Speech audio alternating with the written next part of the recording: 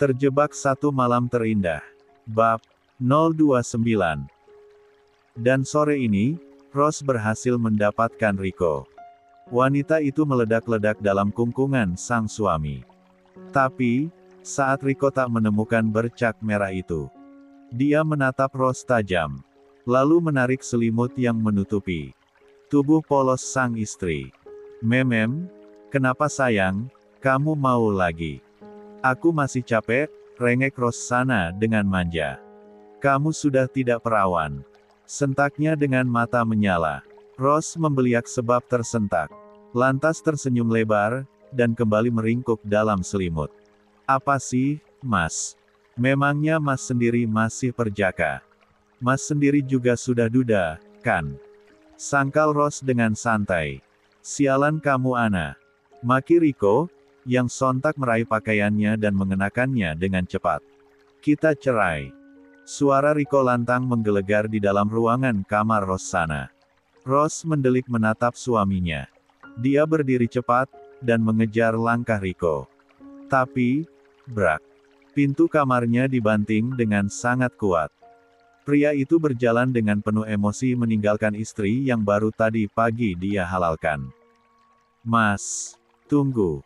Pekik Rose, yang tubuhnya hanya terbungkus selimut mengejar Rico. "Kalian ada apa?" tanya Rani, ibunda Rose, yang sedang berbincang dengan Nanti di ruang bawah. "Rico, ada apa?" hardik Nanti pada putranya. "Mama buta atau memang tidak tahu? Dia itu sudah tidak perawan. Untuk apa Mama memaksaku menikahi sampah begitu?" Nanti membeliak, dengan mulut terbungkam tangan.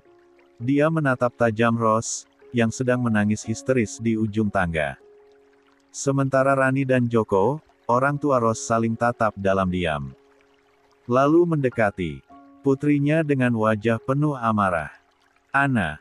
sang ayah membentaknya. Lalu, plak, tamparan melayang dan mendarat di pipi Rose. Wanita itu semakin menangis histeris. "Jeng, tolong, maafkan Ana. Kami," rengek Rani pada Nanti. "Aku sudah menceraikannya. Jadi, dia sudah bebas dariku." Kalimat Rico menggelegar ke seluruh sudut ruangan rumah besar itu. Didengar oleh semua orang yang masih berada di sana. Bahkan orang WO masih berada di tempat. Ikut hening, menatap pilu pada Rose, yang terduduk lemas dengan tubuh terbungkus selimut. Rico menarik tangan sang ibu, dan pergi dari tempat itu. Nanti menyeret langkahnya. Tapi matanya nyalang, terus saja menatap Rose, yang terlihat sangat menyedihkan itu.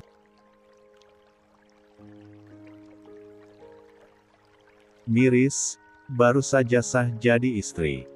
Tapi, harus menjanda bahkan di usia pernikahan yang belum sampai 24 jam. Sementara itu, Awan mencari Ernia di apartemennya. Berencana untuk membuat janji temu bersama Gladys juga sang nenek. Terlebih dia yang sangat merindukan Kinan. Tapi, sayangnya saat Awan sampai di apartemen, penghuninya sudah berganti orang. Awan hanya bisa menghela nafasnya panjang. "Kenapa selalu begini, Ar? Kamu pergi saat kami mencarimu," gumamnya penuh sesal. Sementara Ernia memang kini kian menutup diri.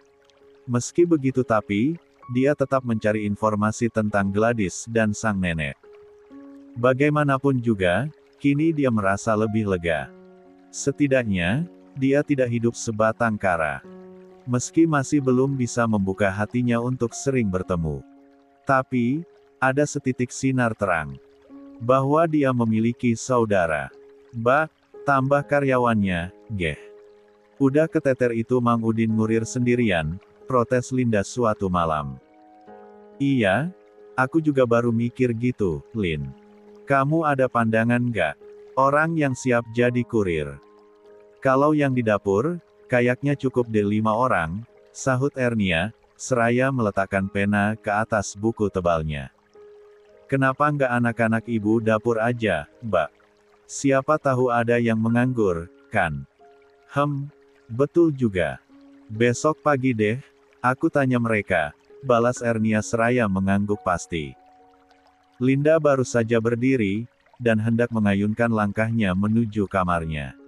Tapi, suara ketukan di pintu utama membuatnya berbelok ke arah sumber suara tersebut. Ernia bergegas masuk ke kamarnya. Menyimpan semua buku-bukunya, sekalian mengambil kerudung. Kalian, pekik Linda sedikit tersentak. Ernia berhenti di ambang pintu kamarnya. Saat melihat Nenek Clara berada di depan pintu menatapnya penuh haru. Ernia menelan salivanya berat. Lantas menghela nafasnya panjang. Silakan masuk, ucap Ernia seraya menarik tubuh Linda yang menghalangi pintu untuk masuk. Lin, bilang Mbak Sari untuk buatkan minuman, iya. Kamu kalau mau istirahat, pergilah, ujar Ernia berbisik. Sahut Linda seraya mencelos menatap tamu Ernia. Meski memasang wajah datar, ada yang berdenyut girang dalam hati Ernia. Melihat sang nenek juga kakaknya. Berbanding terbalik dengan Awan, Gladys dan Nenek Clara. Mereka memasang wajah pias penuh harap kasih dari sosok Ernia. Gladys berdiri paling belakang. Tubuhnya kian terlihat kurus dan pucat. Terlihat sekali jika dia memang bukanlah orang yang sehat. Dia menyodorkan satu bingkisan terbungkus kantong plastik pada Ernia. Kakak bawa ini buat kamu. Baru tahu, kalau itu makanan kesukaan kamu. Pantas saja, waktu itu aku kayak orang ngidam, suka banget makan itu makanan. Padahal, sejak kecil aku benci banget sama yang namanya tahu, ujar Gladys, dengan senyum samar di wajahnya dan genangan yang menumpuk di pelupuk matanya. Entah mengapa, hatinya kini terasa kosong. Dan enggan melakukan apapun selama berada di kediamannya. Bahkan hanya untuk makan saja dia malas sekali. Hingga tubuhnya terlihat kian kurus dan layu. Saat Awan mengajaknya menemui Ernia. Dia sangat bersemangat, dan bergegas bersiap. Hah! Kaget Ernia. Iya, kalau nggak salah hitung dengan usia Kinan sekarang. Itu kayaknya pas kamu lagi hamil muda. Dia minta makan itu terus, sela Awan tanpa canggung. Ernia mengerutkan keningnya. Mana mungkin, pikirnya. Ernia mengingat masa-masa hamil yang tidak dia sadari itu. Dia memang tidak sadar kalau dia hamil. Nafsu makan yang meningkat dengan tubuh yang semakin melebar dan perut membuncit. Kala itu, astagfirullah, tubuhku. Pekiknya. Dia memutar badan, menatap tampilan tubuhnya dalam. Keningnya berkerut, saat perutnya terasa keras dan mulai membuncit. Lantas tatapannya beralih ke ponsel. Dia menyambar benda pipih yang berada di atas nakas. Aku udah berapa bulan sih di sini? Masa iya? Begini amat tubuhku. Cepet banget gendutnya. Janda, gendut lagi. Siapa yang mau? Coba. Gerutunya kesal. Tangannya menggulir layar ponselnya. Mencari reminder tanggal saat dia akhirnya menjanda. Matanya menyipit dengan kening yang berkerut. Tapi, tiba-tiba matanya membulat, saat dia menyadari. Jika dia sudah 3 bulan mengurung diri di apartemennya. 3 bulan. Gumamnya tak percaya. Dia kembali mencari reminder lain. Yaitu tanggal terakhir dia datang bulan. Sontak Ernia membungkam mulutnya dengan mata yang menghangat sudah. Kepalanya menggeleng cepat. Dia melompat, mencari tasnya. Tespek, di mana tespek? Lirihnya dengan tubuh gemetaran. Dia selalu membeli banyak stok alat cek kehamilan itu setelah 1 tahun menikah dengan Rico.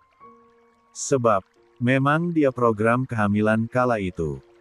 Dengan rajin, setiap 1 pekan dari masa subur dia usai bersenggama dengan sang suami. Ernia selalu memeriksakan diri sendiri. Menggunakan tespek yang ia sediakan. Tapi, selalu saja gagal. Sampai setiap kali berhubungan. Ernia selalu yang memintanya terlebih dahulu. Hasrat ingin sekali hamil, demi membuktikan pada sang mertua. Yang selalu mengatakan dirinya mandul.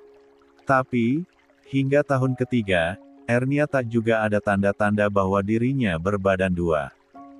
Dan saat itu, Ernia langsung masuk ke kamar mandi. Lantas memeriksa urin dengan alat tes kehamilan yang ia bawa. Wajahnya panas dingin, menunggu garis itu muncul di benda pipi persegi panjang itu. Dek dek, dek dek, dek dek. Suara jantungnya berdetak sangat kuat. Dan tubuhnya lemas, seolah persendiannya tak bertulang. Saat benda pipi itu menampakkan dua garis berwarna merah dengan sangat jelas. Astagfirullah. Gumamnya lirih, seiring tubuhnya yang sontak mundur ke belakang hingga membentur dinding. Bingung, jangan ditanya lagi. Janda, sendirian tapi hamil. Apa kata orang? Tapi, kala itu Ernia sudah mengambil keputusan untuk tidak akan mencampuri rumah tangga Awan. Sebab, dia sendiri juga masih ragu. Janin yang ada dalam rahimnya milik siapa? Andaipun milik Riko, dia sudah bertekad dalam hati. Tidak akan pernah meminia pada Riko untuk menikahinya lagi. Lalu, jika ternyata bayi itu milik Awan, dia juga tidak akan meminta Awan untuk menghalalkannya. Tapi, yang dia herankan, dia tidak merasakan apapun selama hamil. Dia makan seperti biasa saja. Apapun. Tak ada yang membuatnya mual atau terlihat menjijikkan. Sedikit pusing atau gerah pun, Ernia tak pernah tahu. Bagaimana rasanya? Dia hidup normal senormalnya. Aneh? Iya, memang aneh. Bagaimana bisa, semua yang seharusnya aku rasakan, tapi orang lain yang merasakan. Apa? Jangan-jangan, saat aku melahirkan, kakak juga yang merasakan. Gumamnya lirih. Gladys lantas menceritakan hari, dan jam berapa dia mengalami mules hingga mengejan sampai rasanya tulang-tulang dalam tubuhnya remuk. Yang membuat Ernia semakin bengong dan tak percaya. Apa ini yang dinamakan ikatan batin? Lirihnya tak terdengar. Dia lantas duduk di sofa sedikit jauh dari ketiga tamunya. Gladys menoleh mencari sesuatu. Mana? Kinan. Aku rindu padanya. Bolehkah aku menemuinya? Tanyanya. Ernia sedikit ragu, tapi, silahkan, ada di kamar. Ki sudah tidur sejak tadi. Ernia menunjukkan kamarnya. Gladys dengan senang masuk ke kamar Ernia. Tepat saat asisten rumah tangga Ernia keluar dari dapur membawa kudapan. Ernia lantas membawakan tahu yang tadi Gladys bawa untuknya. Dan meminta Rani untuk menggantikan tempatnya dengan piring. Aku dengar, kamu sekarang bisnis catering ya, Ar? Tanya Awan, membuka perbincangan. Iya, Pak. Kecil-kecilan, sahut Ernia dengan wajah tertunduk. Kuma, kamu ikut nenek ke kampung saja ya. Buat teman nenek, ajaknya. Ernia terdiam, dia tak tahu harus berbicara apa. Sebab hatinya masih sangat ragu jika harus berhadapan kembali dengan mereka. Atau nenek bisa kok, tinggal bareng saya. Kalau bersedia, tinggal di rumah kecil ini, sahutnya. Kemudian, ngomong apa aku? Sesalnya dalam hati. Entah mengapa Ernia bisa bicara seperti itu. Nenek Clara tercekat, mendengar hal tersebut. Sungguh. Ernia mengangguk lemah, masih dengan wajah yang tertunduk. Obrolan semakin hangat, hingga waktu sudah menunjukkan hampir pukul 10 malam. Awan hendak berpamitan. Tapi, istrinya sejak tadi tak kunjung keluar dari kamar Ernia. Ini sudah sangat larut. Tolong cek Gladys. Ngapain dia di kamar kamu? Kok nggak keluar-keluar? Ujar Awan seraya menatap pintu kamar Ernia. Ernia gegas berdiri setelah menjawab, iya, tunggu sebentar. Pintu terbuka lebar. Ernia masuk dan melihat sang kakak, yang matanya terpejam memeluk bayi Kinan. Lalu, perlahan Ernia mengguncang tangan Gladys untuk membangunkannya. Tapi, wanita itu tetap terdiam tak merespon. Apa dia tertidur sangat lelap? Ujarnya, Seraya berjalan keluar kamar kembali. Maaf, Pak. Ibu Gladys tertidur. Taoi 6, saya bangunkan beliau tidak bangun juga. Ernia berkata jujur. Boleh saya masuk? Tanya Awan, saat dia sudah berdiri. Silakan, sahut Ernia seraya mengayunkan tangannya sopan ke arah pintu kamarnya. Awan kembali tertegun menatap betapa rapinya kamar Ernia. Wangi dan segar, udara yang ada di dalam ruangan sebesar 5 kali 5 meter itu. Dia lantas mengalihkan tatapannya pada sang istri yang tidur miring seraya memeluk Kinan. Gla, bangun. Pulang yuk, ujarnya seraya mengguncang kakinya. Karena tak kunjung bangun dan membuka mata, Awan memanggil sekali lagi. Tapi, wanitanya tak juga membuka matanya. Bahkan bergerak sedikit pun tidak. Gla, pekiknya, sebab banyak kali dia guncang tubuhnya, Gladys tak juga membuka matanya. Gladys. Lebih kencang lagi dia membangun. Tapi, si wanita tak juga terjaga. Awan mulai panik, begitupun Neng Clara dan juga Ernia. Kenapa dengan Gladys?